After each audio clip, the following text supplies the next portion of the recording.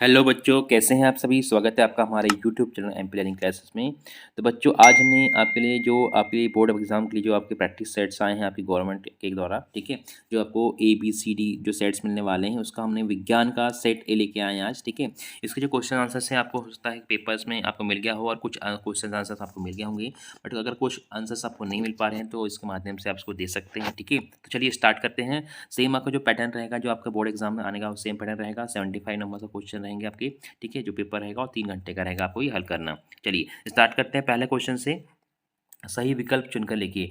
Calcium oxide की जल के साथ अभिक्रिया क्या कहलाती है। इसका सही आंसर कहलाएगा कौन क्या कहलाएगा, संयोजन कहलाएगा, ठीक है, बा आंसर, ठीक है। कैल्शियम ऑक्साइड की जल के साथ अभिक्रिया संयोजन अभिक्रिया कहलाती है, ठीक है। चलिए सेकंड नंबर क्वेश्चन क्या है। चमकदार अधातु है। अब इसमें कौन सी ऐसी धातु है जो चमकदार अधातु है। सल्फर नहीं है, ऑक्सीजन नहीं है, नाइट्रोजन नहीं है, तो कौन सी है। आयोडीन। आयोडीन एक ऐसी है जो चमकदार अधातु, ठीक है, धातु अधातु है, सॉरी। मनुष्य में वृक्क एक तंत्र का भाग है जो संबंधित है। जो मनुष्य में है वृक्क एक तंत्र है। देखिए काय का भाग ये आपका उत्सर्जन का है। वृक्क काय करता है, जो हमारी किडनी होती है, ये वृक्क होता है, क्या होता है, ये उत्सर्जन करता है, ठीक है। तो इसका सा आंसर हो जाएगा आपका वृक्क, ठीक है, उत्सर्जन, ठीक है। मानव में मादा जनन तंत्र का भाग नहीं है, ठीक है। तो मानव में मादा जनन तंत्र का भाग क्या होता है, अंडाशय होता है, ठीक है, गर्भाशय भी होता है और आपका अंडवाहिनी भी होती है, लेकिन स नंबर का जो है क्या है आपका शुक्रवाहिनी नहीं होती। ये क्या होती है, पुरुष जनन तंत्र का एक भाग है, ठीक है, शुक्रवाहिनी। चलिए नेक्स्ट क्वेश्चन देखते हैं। मनुष्य में लिंग गुणसूत्र की संख्या होती है। तो मनुष्य में कितने होते हैं, 2 जोड़ी क्या होते हैं, गुणसूत्र होते हैं, 2 जोड़ी गुणसूत्र होते हैं, लिंग गुणसूत्र, ठीक है, एक्स और वाई, ठीक है, आपने पढ़ा भी होगा एक्स और वाई, ठीक है। चलिए नेक्स्ट देखते हैं। किसी दर्पण से हाथ चाहे कितनी ही दूरी पर खड़े हो, आप का प्रतिबिंब सदैव सीधा प्रतीत होता है, संभवतः दर्पण है। मतलब इसका आंसर क्या आएगा, देखिए, केवल समतल है या केवल अवतल है या केवल उत्तल है। तो इसका सही आंसर क्या है, या तो वह क्या समतल है या फिर उत्तल है। इसका सही आंसर क्या है, द नंबर का, या तो वो क्या है आपका समतल है या फिर वो उत्तल होगा। तभी आप क्या है, किसी कितनी भी दूरी भी हो आपका जो प्रतिबिंब बनेगा हमेशा सीधा बनेगा, ठीक है। चलिए नेक्स्ट क्वेश्चन देखते हैं। क्वेश्चन क्या है आपका, नेक्स्ट क्वेश्चन। 1 एम्पियर का मान होता है। 1 एम्पियर के मान कितना होता है। इसका सही आंसर 1 कूलाम 1 सेकेंड। इसका सही आंसर क्या है, आ नंबर का है, 1 कूलाम 1 सेकेंड, ठीक है। इसका सही आंसर क्या है, 1 एम्पियर मतलब 1 कूलाम प्रति 1 सेकेंड कहलाएगा। 1 कूलाम प्रति 1 सेकेंड, ठीक है। चलिए इसको नोट कर लीजिएगा आप। फिर नेक्स्ट क्वेश्चन देखते हैं हम लोग। विद्युत धारा उत्पन्न करने की युक्ति को कहते हैं, ठीक है, जिससे विद्युत धारा उत्पन्न होती है या फिर इसको हम लोग जनरेट करते हैं, उसको बोलते हैं जनित्र कहते हैं। जिसको हम जनरेटर बोलते हैं ना, कि जनरेटर चालू करो बोलते हैं, तो उसका क्या नाम है, हिंदी नाम जनित्र है, ठीक है। विद्युत धारा उत्पन्न करने की युक्ति को क्या बोलते हैं, जनित्र बोलते हैं, ठीक है। इसका आंसर है। चलिए रिक्त स्थान की पूर्ति करने वाला क्वेश्चन देखते हैं। क्वेश्चन नंबर फर्स्ट क्या है, संगमरमर का रासायनिक सूत्र बताएं, ठीक है। तो संगमरमर का रासायनिक सूत्र क्या है, CaCO3, ठीक है, CaCO3 इसका क्या है, रासायनिक नाम है, ठीक है, रासायनिक सूत्र है। चलिए नेक्स्ट क्वेश्चन क्या है, अयस्क में उपस्थित मिट्टी रेत अशुद्धियाँ खालिस्तान कहलाती हैं, ठीक है। तो अयस्क में उपस्थित जो मिट्टी या रेत है जो अशुद्धियाँ क्या कहलाती हैं, आपकी अधात्री कहलाती हैं, ठीक है, अधात्री कहलाती है, क्या कहलाती हैं, धात्री। इसको आप नोट कर सकते हैं, आधात्री कहलाती है, ठीक है। चलिए क्वेश्चन नंबर 3 देखते हैं। क्वेश्चन नंबर 3 क्या है, खालिस्तान हार्मोन के संश्लेषण के लिए आयोडीन अनिवार्य है। तो कौन से हार्मोन के लिए आयोडीन की बहुत ज़्यादा आवश्यकता होती है, आपको पता ही होगा, ठीक है, थायराइड, ठीक है। थायराइड की जो हार्मोन्स होता है, थायराइड जो हार्मोन्स होता है उसके लिए क्या होती है, आयोडीन की बहुत ज़्यादा आवश्यकता होती है। तभी क्या हो रहा है कि अभी देखेंगे आप, जितने भी नमक आ रहे हैं उसमें क्या होता है, आयोडीन मिला हुआ रहता है। और जो घेंगा रोग भी बोलते हैं इसको, थायराइड वालों को, कई लोगों को घेंगा रोग भी बोल सकते हैं। तो जो पहले जिसको आयोडीन की कमी होती थी उनको ये रोग हो जाता था, ठीक है, ये थायराइड की कमी कारण, सॉरी थायराइड हार्मोन्स के कारण। चलिए नेक्स्ट क्वेश्चन देखते हैं। क्वेश्चन नंबर 4 क्या है, जब पुष्प में पुंकेसर एवं स्त्री केसर दोनों उपस्थित होते हैं तो उन्हें खालिस्तान पुष्प कहते हैं। तो क्या कहेंगे, उसको उभयलिंगी पुष्प या द्विलिंगी पुष्प कहते हैं, ठीक है। इसका सही आंसर क्या होगा, उभयलिंगी या फिर द्विलिंगी, ठीक है, उभयलिंगी या फिर द्विलिंगी इसका आंसर कहलाएगा। कौन सा, फोर्थ नंबर का, ऐसा पुष्प जिसमें दोनों स्त्री केसर और पुंकेसर दोनों हो तो क्या उभयलिंगी कहलाएगा। क्वेश्चन नंबर 5 क्या देखें, किसी गोली दर्पण की फोकस दूरी उसकी वक्रता त्रिज्या की खालिस्तान होती है, ठीक है। तो क्या होती है, उसकी आधी होती है। किसी गोली दर्पण की फोकस दूरी उसकी वक्रता त्रिज्या की आधी होती है। इसको आप हमेशा याद रखें, जब भी क्वेश्चन अगर आता है किसी गोली दर्पण की फोकस दूरी उसकी वक्रता त्रिज्या की आधी होती है, आपको याद रखना है। नेक्स्ट क्वेश्चन देखें, जब कोई प्रकाश किरण सघन से विरल माध्यम में प्रवेश करती है तो क्या कहा जाता है, वो अपने अभिलंब से थोड़ी दूर हट जाती है। आपने काफी बचपन से पढ़ते आ रहे हैं कि जब कोई प्रकाश किरण सघन माध्यम से विरल माध्यम में प्रवेश करती है तो वह अपने अभिलंब से दूर की ओर हट जाती है या थोड़ी अलग हो जाती है, ठीक है। अब इसमें अभिलंब आ जाएगा आपका, ठीक है, अभिलंब, है ना। चलिए नेक्स्ट क्वेश्चन थे, किसी विद्युत धारा के सतत तथा बंद पथ को क्या कहते हैं। किसी विद्युत धारा के सतत तथा बंद पथ को खालिस्तान कहते हैं। तो क्या बोलते हैं इसको? विद्युत परिपथ कहते हैं। क्या बोलते हैं?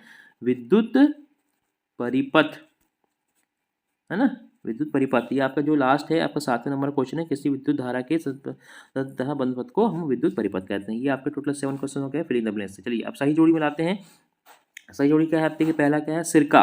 सिरका मतलब क्या होगा आपका? इसका सही है, सिरका मतलब आपका एथेनोइक अम्ल है ये, ठीक है। आपका ये आंसर क्या है? एथेनोइक अम्ल, ठीक है। पहले का ये हो गया आपका एथेनोइक अम्ल, ठीक है। चलिए नेक्स्ट क्वेश्चन देखते हैं। पारा। पारा में क्या जाएगा आपका? अमलगम हो जाएगा, ठीक है। इसका अमलगम हो जाएगा सेकंड नंबर का, ठीक है। तो आपका अमलगम हो जाएगा, इसको नोट कर लीजिएगा आप।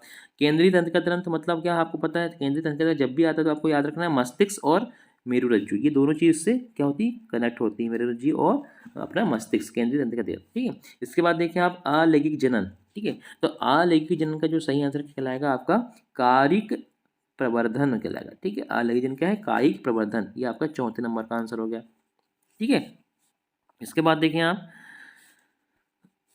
नेक्स्ट क्वेश्चन देखें आप, कौन सा है आपका? वंशागत लक्षण। वंशागत लक्षण में क्या जाएगा आपका? वंशागत लक्षण में क्या आएगा आपका? जुड़े हुए कण, ठीक है। जुड़े हुए क्या जाएंगे इसमें? आपके कण आ जाएंगे, है ना। एक हाँ गलत, चलिए देखिए वंशागत लक्षण क्या है आपके? वंशागत लक्षण क्या कहलाएंगे? जुड़े हुए, जुड़े कर्णपाली, इसको बोलते हैं हम जुड़े। देखिए ये आपका था कौन से का नंबर का था आपका? ये वाला जो कायिक प्रवर्धन था अलैंगिक का था, ठीक है। इसको हम फिर से वो कर लेते हैं, इरेज कर लेते हैं। देखिए इसके पहले का आपने नोट कर लिया होगा, तो अलैंगिक जनन का क्या होगा आपका? कायिक प्रवर्धन का हो गया, ठीक है, चौथे नंबर का, ठीक है। इसके बाद कौन सा था अपना? वंशागत लक्षण। तो वंशागत लक्षण क्या होगा? जुड़े कर्णपाली, ठीक है। इसका आप यह नोट कर सकते हैं, 5वें नंबर का है आपका ये।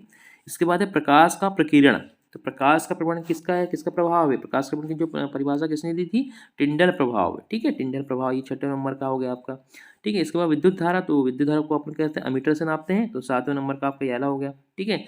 इसके बाद दो पारितंत्र में ऊर्जा प्रवाह। तो पारितंत्र में ऊर्जा प्रवाह क्या है? एक दशी होता है, ये एकादशिक होता है, ठीक है। एक दशिक मतलब एक ही दिशा में चलता है। तो ये आपका 8वें नंबर का हो गया। तो टोटल आपके ये 8 क्वेश्चन इसमें कंप्लीट हो गए, ठीक है। आपने पूरे कंप्लीट कर लिए होंगे। अब चलिए नेक्स्ट क्वेश्चन देखते हैं। क्वेश्चन एक शब्द में आंसर देना है आपको। ये जो आपको दिया है CaOL2 का प्रचलित नाम क्या है? ठीक है, CaOCl2 का प्रचलित नाम क्या है?